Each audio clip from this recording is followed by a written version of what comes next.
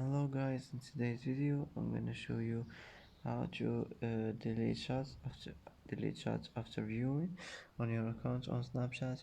Easy and quick. First, choose any shot here and hold on it like this, and here click shot settings. Here you will find here delete shots. Click on it, and here you will find after viewing. Click on it, and that's it for today.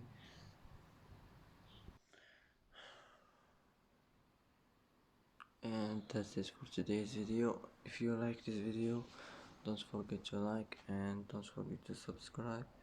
I hope this video is helpful for you, and thanks for watching until the end, and see you in the next video.